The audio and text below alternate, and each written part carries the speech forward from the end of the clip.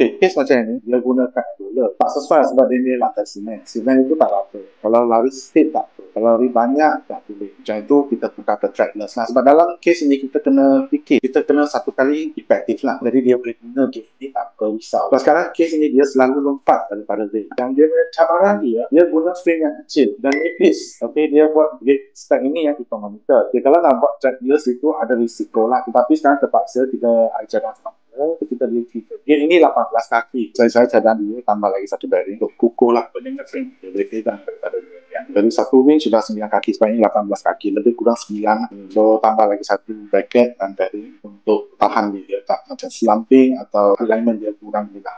Saya pun cadang dia lah, letak satu bar kat belakang untuk kecilkan dia. Iron semua tak boleh masuk daripada luar. Sebab game ini dia baru pasang. Tak sampai 2 bulan. Kalau boleh guna balik. Tapi kita tengok macam mana nak tambah baik pada dia selesai dengan problem itu yang penting. Cost kita pun kena fikir. Budget dalam dia ke tidak. Bazir ke tidak. Apa yang tak perlu bazir, guna balik saja. Apa yang perlu kena tukar, pastikan kena tukar. Jadi dia boleh guna game ini tanpa risau. Kerja ini memang dia ada kesusahan dia lah. Okay, tetapi saya rasa kita masih boleh handle lah dalam setengah hari. So, gate dia masih guna motor.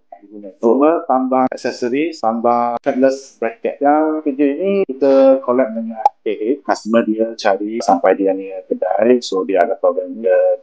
Seperti kita macam mana nak selesai problem ni. So, kita yang installers. Sekarang ni kita dah try nampak hasil kerja. Sekarang ni okey. Okay, so, kita pun collab minta. Tengok dia berapa lama dia ada problem ke, dia ada tenggelam. So, kita kena tengok. Baru siapkan ni, tak sampai ke ni. Kita akan monitor. Mungkin bulan depan kita akan beri rumah. Tengok lagi satu kali. Tengok dia ada kat selaikan.